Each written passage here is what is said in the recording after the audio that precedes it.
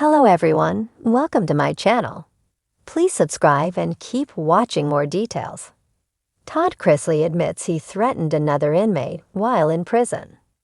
Todd Chrisley has admitted that he threatened another inmate while he was in federal prison. This is shocking for fans to hear, as Todd is not a violent person.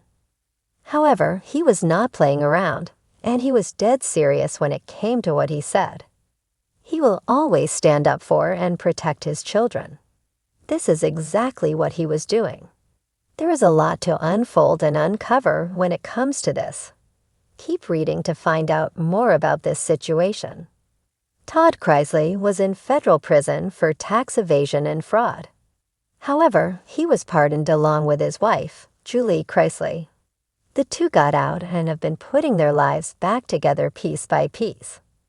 Since his release, Todd has been open to talking about his experience.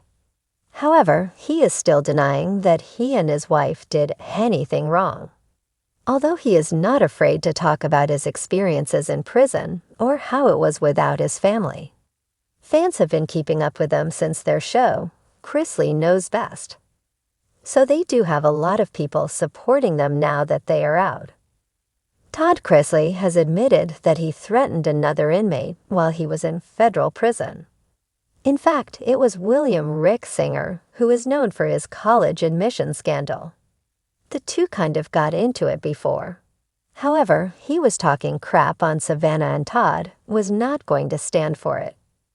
Months later, he was talking about Savannah, 'cause that's when shit already started pulling to Barbara Walters and exposing everything in the BOP.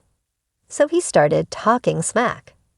And so I just walked up to him and I said, I'm gonna say this one more time. I'm already in prison. I said, I will rip your head off and shit down your neck if you talk about my child again.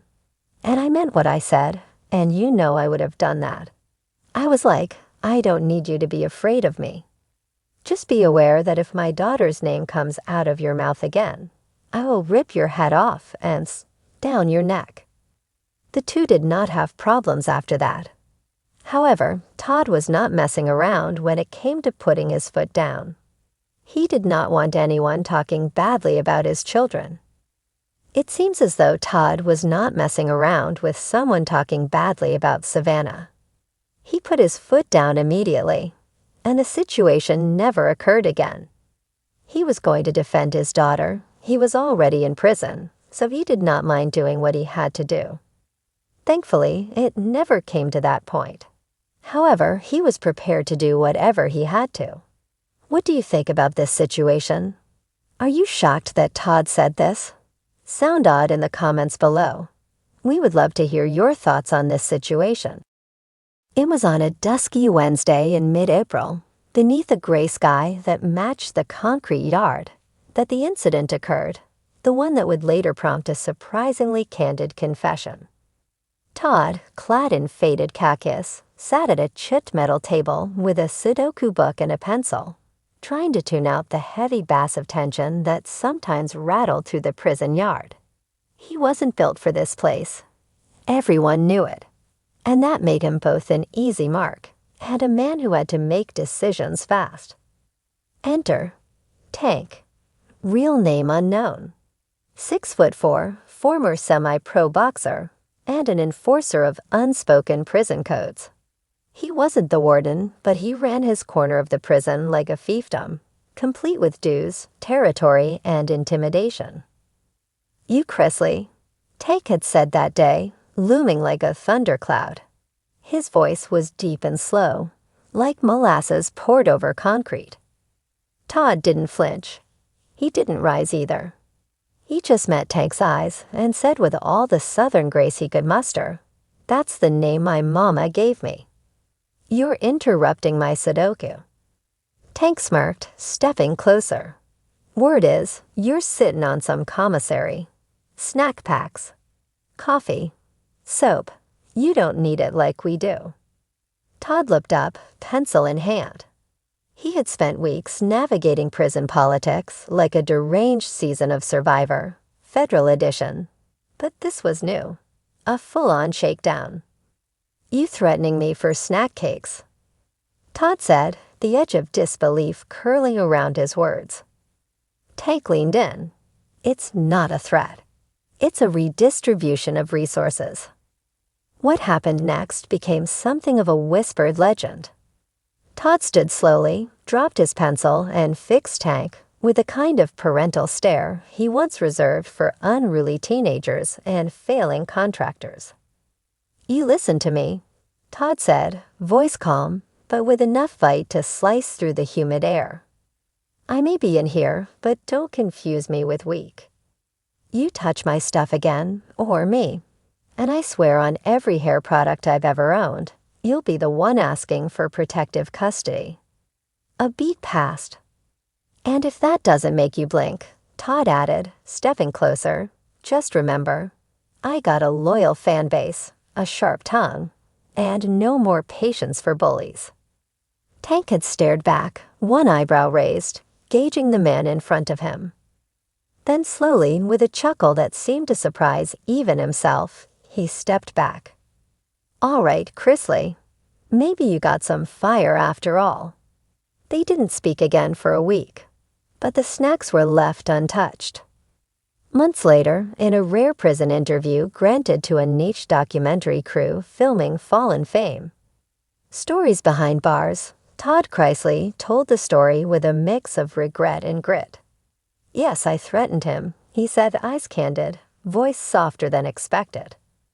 "I'm not proud of it. But in here, you either stand tall or fold. I'd rather go down defending my dignity than be someone's punching bag." The interviewer blinked. "You're admitting it on camera." "I am. Let people judge. I'm not here to win approval anymore. I've done that most of my life. This place, it strips you, but it also makes you honest in ways you didn't think possible." He went on to describe the slow recalibration of his identity. No longer the luxury-loving family man ruling the reality screen, Todd Chrisley had been humbled and hardened. He learned how to navigate a world where charm had limits and reputations were rewritten daily. His admission triggered a wave of speculation. Online forums lit up. Was this a redemption arc, or a desperate bid to stay relevant? But for Todd, it wasn't about headlines. It was survival. In the weeks after the incident, something shifted in the inmate hierarchy. Todd wasn't suddenly popular, but he wasn't harassed either. He held court with quiet defiance, occasionally offering sarcastic commentary during mealtime or organizing makeshift debates about celebrity gossip with the few inmates who could keep up. One particularly unlikely friendship formed with a man named Ramon, a former hedge fund manager with a taste for Faulkner and chess. They'd meet twice a week for games, where Todd found moments of sanity and strategy. "You really told Tank you'd have him transferred?" Ramon once asked between moves. Todd sipped bitter coffee from a cracked mug. "No, but he doesn't know that. Perception is half the game, darling."